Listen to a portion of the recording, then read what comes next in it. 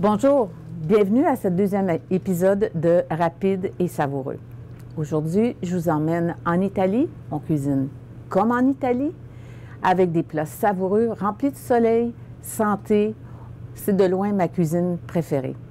Alors, en route pour un autre épisode de Rapide et Savoureux.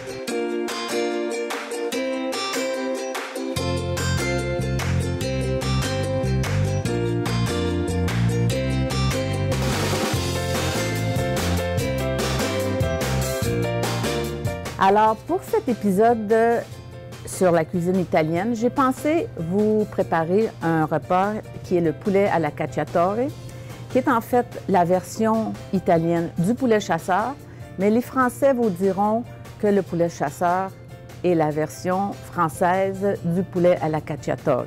Alors, qui a raison? Je ne sais pas, mais les deux se ressemblent pas mal. Alors, c'est un plat qui se prépare évidemment très rapidement. C'est un plat mijoté. On va préparer notre poulet au préalable. Ici, j'ai choisi des hautes cuisses désossées parce que c'est une viande qui est très savoureuse, qui est moins sèche que la poitrine de poulet et qui donne vraiment un bon goût au plat qu'on prépare avec cette viande. Alors, on essaie d'enlever un peu l'excès de gras. Ici, j'ai choisi des pilons de poulet désossés et sans peau.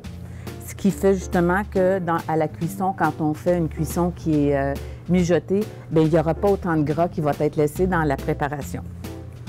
On va premièrement sauter les légumes. Alors, j'ai pris un petit peu d'avance. Alors, ici, le poulet cacciatore est vraiment fait à partir... L'ingrédient principal, ce sont les poivrons. On peut utiliser qu'une seule sorte de poivron. Moi, j'ai préféré en utiliser 3. Le vert, le rouge et le jaune. Premièrement pour la couleur et pour le goût plus sucré des poivrons rouges et jaunes. On va rajouter de l'oignon, évidemment. La cuisine italienne sans oignon et sans ail, ça n'existe pas. Alors, je ne sais pas si vous vous rappelez la semaine dernière quand je vous ai parlé de comment on coupait un oignon. De toujours garder le bout comme ça qui retient l'oignon au complet. Alors, cette semaine, par contre, on va le couper en fines tranches. Voilà. En fait, c'est pas vraiment important la coupe de l'oignon, en autant que les morceaux soient assez gros pour pas qu'on les perde dans la préparation. Voilà. On va mettre des champignons. Des champignons, un petit truc en passant, un champignon, jamais on ne le mouille à grande eau parce que le champignon est comme une éponge, il va s'imbiber d'eau. Et là, vous allez avoir de la difficulté à le cuire. Moi, ce que je fais, c'est que je prends un Scott towel ou autre, un papier comme ça absorbant, et puis on essuie le champignon pour enlever les petites particules de terre qu'il pourrait y avoir. Puis le champignon, à ce moment-là, reste tout à fait sec. Et va bien cuire à l'intérieur de votre préparation. Bon, alors, un champignon, quand on le coupe aussi, un petit truc, là, des fois, on a de la misère, le champignon nous glisse entre les doigts. On coupe un premier côté, on tourne, alors on stabilise notre champignon, ce qui fait qu'après ça, c'est beaucoup plus facile et moins dangereux de couper le champignon. Voilà. Et on va maintenant procéder à faire cuire nos légumes. On cuit nos légumes en premier, on cuit notre poulet après, pour ensuite tout mettre ça au four ensemble pendant qu'on finit la préparation du repas. Alors, un peu d'huile d'olive dans le fond de la sauteuse. On laisse bien chauffer. On envoie nos légumes dans la sauteuse. On va commencer avec les poivrons et l'oignon. On va bien saler, bien poivrer, encore une fois, pour dégorger notre légume en même temps. Alors, on s'assure de bien cuire les légumes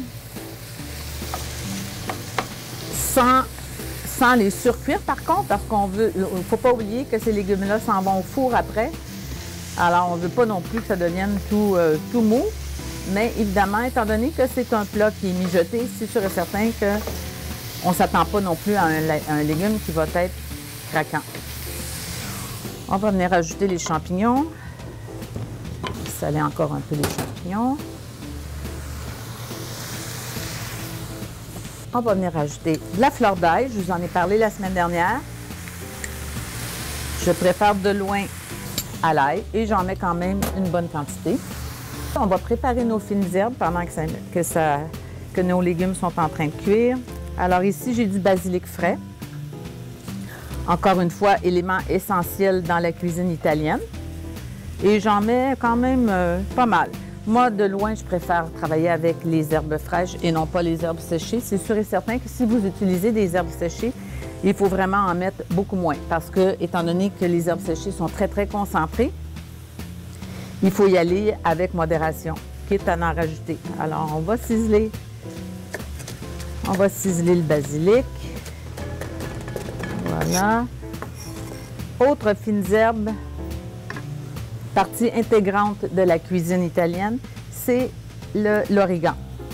Alors, l'origan, on le détache complètement de la tige pour garder que les feuilles. Voilà. Ce qu'on va faire ici, on va déglacer avec du vin blanc.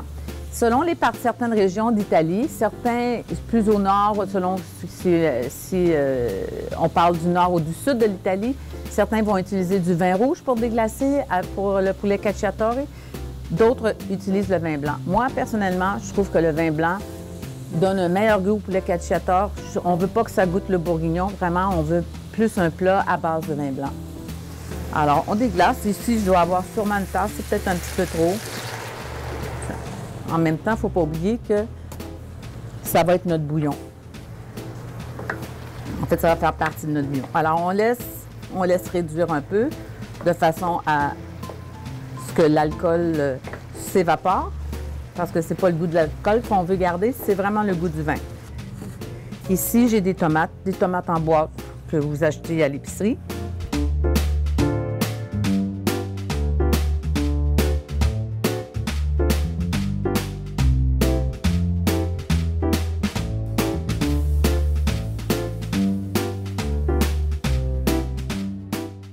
On rajoute nos fines herbes.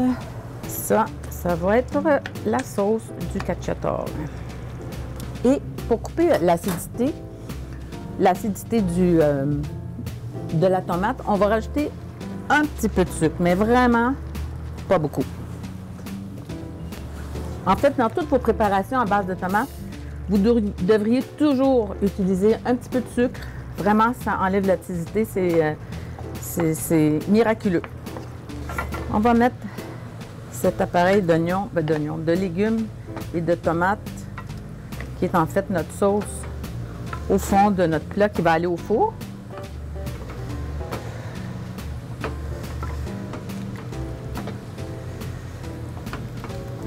Voilà.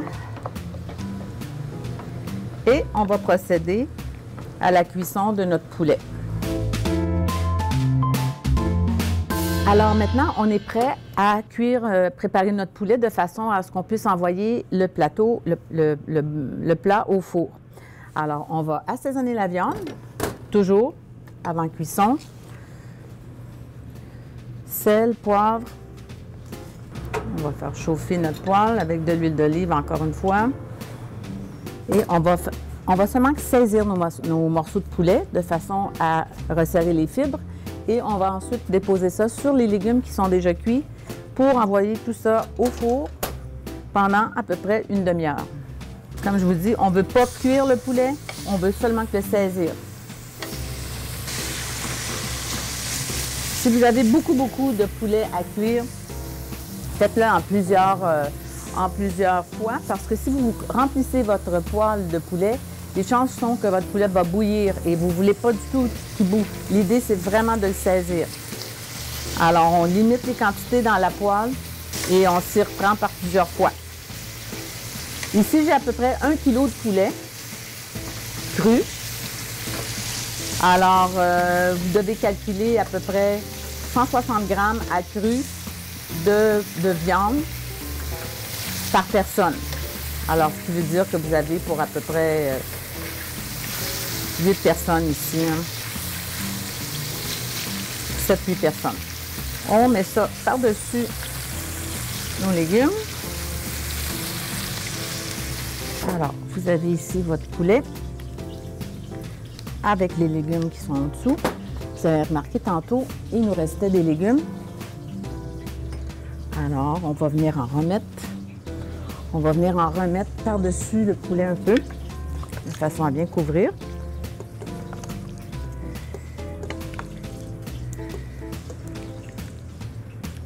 Voilà. Alors, comme vous voyez, c'est pas très compliqué. Et ça, c'est un plat qui plaît assurément à tout le monde. Les enfants vont raffoler de tout ça. Tout le monde aime ça. De toute façon, le poulet, au départ, est un ingrédient, est un aliment qui fait d'habitude pas mal l'unanimité. On couvre de papier d'aluminium.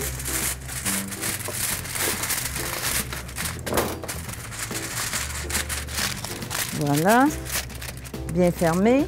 Et pour éviter les dégâts et les fours à nettoyer, prenez la précaution de mettre ça dans une plaque à biscuits comme ça. Alors, si ça déborde, bien, au moins, vous n'aurez pas à tout nettoyer le four le lendemain matin. Alors, voilà, on met ça au four. Une demi-heure à 350, 375. Et le tour est joué. On est de retour pour faire l'accompagnement de notre poulet cacciatore, c'est-à-dire les pennes al pesto. Les pennes al pesto, c'est à base de pesto genovese, qui est un pesto de basilic, dans lequel il y a déjà de l'ail et du parmesan. Du parmesan, de la crème, et c'est tout. On n'a pas besoin de rajouter d'herbe là-dedans, étant donné que le pesto est par lui-même une fine herbe. Alors, on amène notre eau à ébullition. C'est fait. Il faut que notre eau soit assez salée pour que la pâte goûte quelque chose. Sinon, on se retrouve avec des pâtes qui sont absolument fades. Et là, une pâte qui est déjà cuite est beaucoup plus difficile à assaisonner qu'une pâte qui cuit dans une eau qui est déjà savoureuse. Alors, on met nos pâtes dans l'eau. Et on laisse cuire ça. Les pennes, ça prend à peu près une dizaine de minutes. On veut que les pâtes soient al dente. C'est une recette toute simple, ce qui fait que pendant que vos pâtes cuisent, vous pouvez peut-être y aller avec la salade qu'on va préparer maintenant, qui est une romaine grillée façon César. Vous allez me dire, une salade grillée? Mais oui, une salade grillée, et vous saurez me dire à quel point c'est délicieux, à quel point le goût de la salade est accentué. Et c'est vraiment une nouvelle façon de présenter la salade César qui fait beaucoup plus différent. Pour ce faire, ce que j'ai choisi, c'est des petites laitues artisans qui se vendent à l'épicerie. C'est des mini salades romaines qui sont très, très compactes. Alors, qui se tiennent beaucoup mieux, qui vont être plus faciles à griller. Alors, on coupe le bout ici qui est noir, évidemment. Il y a des petites feuilles qui vont tomber. Et on coupe la salade en deux. Voilà. Ce qu'on va faire, on va arroser avec un petit filet d'huile d'olive. C'est quelque chose qui peut se faire ou sur le barbecue ou tout autant sur une poêle striée que plusieurs gens ont à la maison quand on veut faire des grillades durant l'hiver ou qu'on ne veut pas manger un steak ou une grillade qui est cuite dans le beurre ou dans l'huile. On fait ça dans une poêle striée qui est vraiment un bon alternatif au barbecue. Alors, on va mettre ça sur le grill ici. On commence par le côté qui est arrondi pour aller le marquer un petit peu, aller le griller. Et puis, pendant que ça grille tranquillement, on va commencer notre vinaigrette. Notre vinaigrette qui est à base, évidemment, de mayonnaise. Ce qu'on va faire, c'est une mayonnaise César, une sauce César, avec ça pétille. Et de toute évidence, on ne veut pas la cuire complètement, la salade. C'est vraiment juste pour la marquer, pour lui donner un petit goût de barbecue. Alors là, elle a commencé, comme vous voyez, elle a commencé à griller un peu ici. Alors, on va changer. Il faut être un peu plus vigilant quand on la tourne de côté parce qu'évidemment qu'on a mis de l'huile. Alors, ça va activer un peu la cuisson et on ne veut pas non plus que ce soit trop grillé. Alors là, je vais le surveiller un peu plus.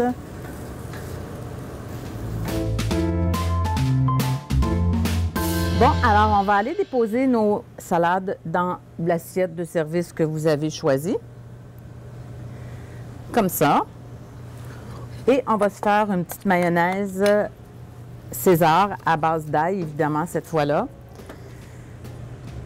Parce que là, si jamais je ne mets pas d'ail dans aucun de mes plats et qu'on fait une cuisine italienne, je pense que je vais me faire poursuivre. Alors, on prend une gousse d'ail fraîche qu'on va aller écraser, qu'on met dans la mayonnaise. Et évidemment, c'est pas une mayonnaise qui va sur une salade César, c'est vraiment une sauce. Alors, une façon de détendre la mayonnaise, qui est toute simple, c'est qu'on ajoute de l'eau chaude du robinet jusqu'à temps que la mayonnaise ait la consistance qu'on veut. Alors, on y va un petit peu à la fois. Et vous voyez, elle blanchit. Elle blanchit, elle se liquéfie. Et c'est ça qu'on veut.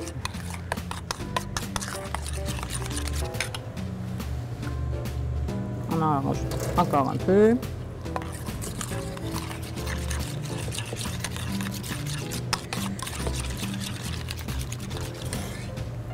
Alors, on va aussi rajouter un peu de jus de citron. Pour ce faire, on prend des beaux citrons frais. Ça va aussi allonger la sauce qu'on veut faire. Alors, du citron et puis du jus de citron dans une salade César. C'est ça qui, moi, personnellement, je trouve que c'est ce qui allège la salade, qui la rend moins lourde. Alors, du poivre.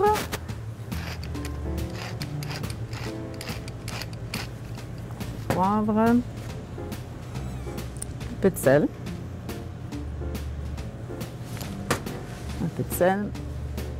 un peu de parmesan. On en met un peu dans la sauce parce qu'on va en remettre, de toute façon, on va en remettre par-dessus la salade. Ce qu'on pourrait faire aussi avec le citron qui nous reste, c'est qu'on le coupe en quartiers. Et on va aller griller nos quartiers de citron.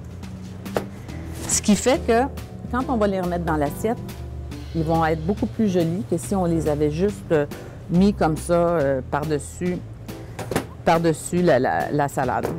Alors, on va aller griller ça jusqu'à temps qu'on voit de belles rayures sur le citron. Alors, on a notre mayonnaise qu'on va venir déposer ici en petits coulis. On ne veut pas couvrir complètement la salade. On peut en mettre un peu à côté. On peut s'amuser à faire des petits dessins dans le fond de l'assiette, rendre ça joli. Voilà. Comme ça. Alors, ceux qui veulent un peu plus de sauce seront satisfaits. On a ici fait des petits lardons. Du bacon, en fait, qu'on a poêlé au préalable jusqu'à temps qu'il devienne croustillant. J'avais pris un petit peu d'avance aujourd'hui pour être capable de vous présenter ça ce soir. Vous pourriez aussi faire ça avec du prosciutto, faire sécher un peu de prosciutto au four. Ça aussi, ça pourrait être très intéressant. On a ici le fromage parmesan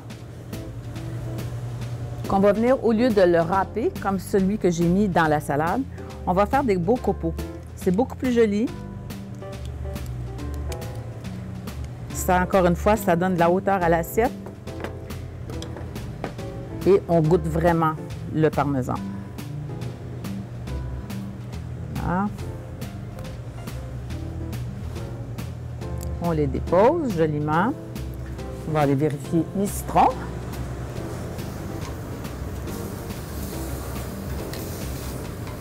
C'est super beau. L'effet du grill aussi a pour effet de caraméliser le citron. qui est aussi très intéressant. On prend des petits croûtons. J'ai fait changement.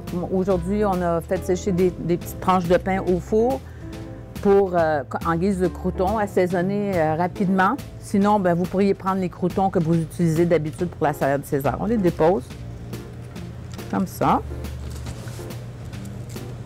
Voilà. La fleur de sel. Pas trop parce que les lardons sont salés. Du poivre. Et on va aller chercher nos citrons.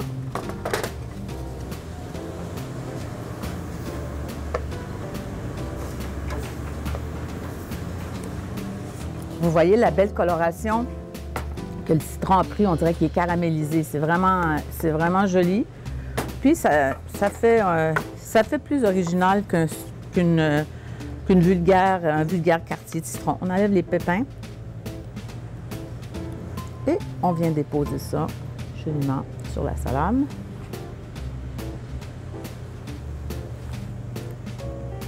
Et voilà, vous avez une entrée digne de grand restaurant, fait de façon rapide et savoureuse.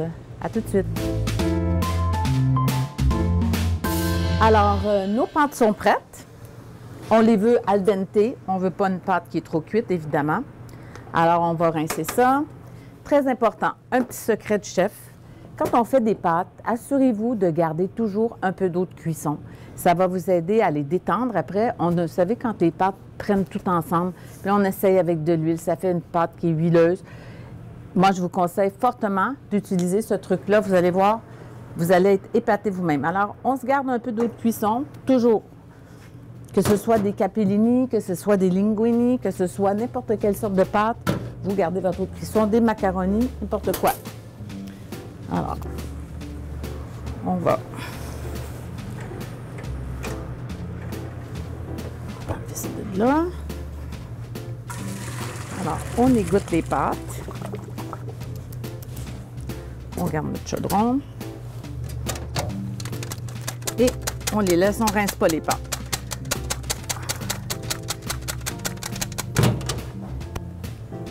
On va mettre un peu de pesto dans notre chaudron.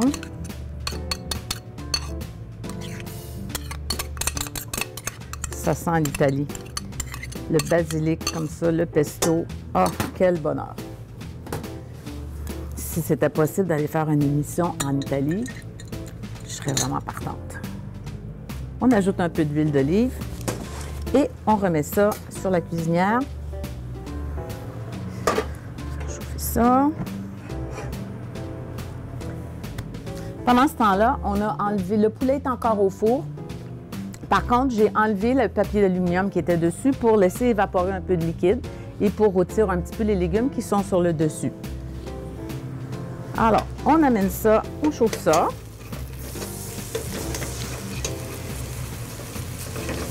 On ne veut pas cuire le pesto, on veut tout simplement le chauffer.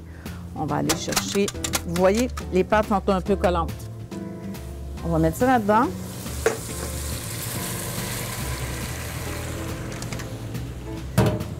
On baisse le feu, très important pour pas que ça colle.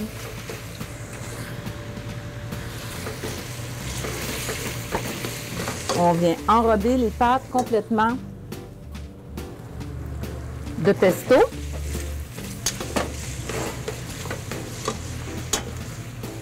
Voilà. On va ajouter la crème, qui est un incontournable de cette recette. Voilà.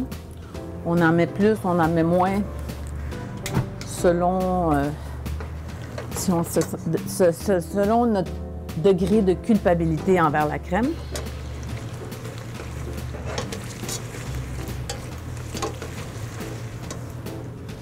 Mais moi, je ne me sens pas coupable du tout. Alors, je vais tout le mettre.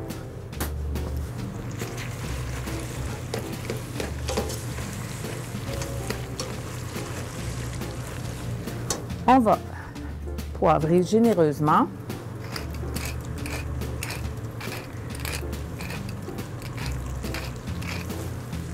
C'est ça un peu.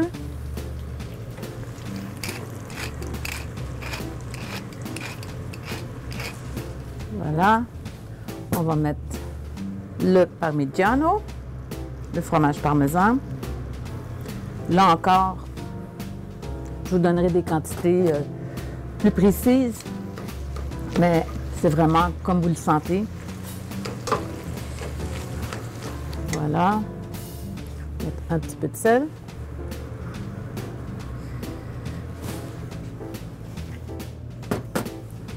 Et on va goûter.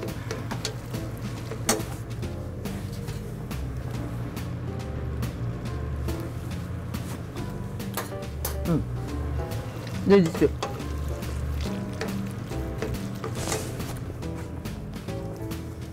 Et là, vous allez comprendre le truc de l'eau de cuisson. Vous voyez que les pâtes sont un peu... tout est pas mal collé ici.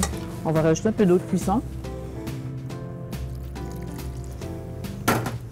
qui va faire que tout va se détendre. Et ça, c'est bon pour toutes les pâtes. Quand vous faites cuire des pâtes d'avance, des capellini, admettons des linguini, vous les laissez un peu dans la passoire, ils ont tendance à toutes se coller l'une sur l'autre. Avant de servir, vous mettez un peu d'eau de cuisson dans la passoire avant de mettre vos pâtes dans l'assiette. Vous allez voir, c'est comme s'il sortait de l'eau directement. Parce que c'est l'amidon qui est contenu et le même amidon que la pâte, évidemment, qui fait que les pâtes se détachent facilement. Alors, on va aller chercher notre poulet et on est prête. On va être prête à souper.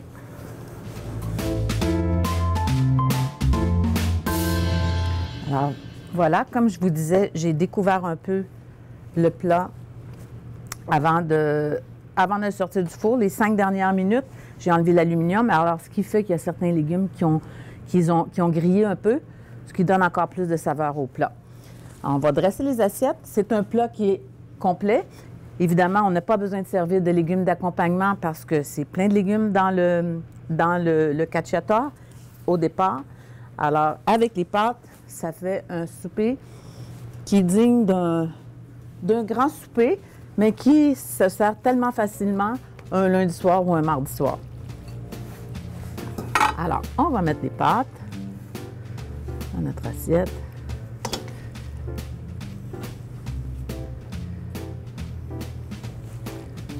Voilà. Encore une fois, on sert plus au milieu de notre assiette que sur les côtés de l'assiette, de façon à bien remplir notre assiette, que les portions aient l'air généreuses. Oups, le fromage qui s'étire. On va aller chercher de beaux morceaux de poulet qu'on va déposer comme ça. Et on va venir déposer tout simplement une belle branche de persil plat qui va venir donner encore plus de soleil à notre assiette. Soleil dont on a vraiment besoin ces temps-ci. Alors, si on ne le trouve pas à l'extérieur, aussi bien le trouver dans notre assiette. Alors, je vous remercie d'avoir été d'indonte encore cette semaine pour une autre émission de Rapide et Savoureux.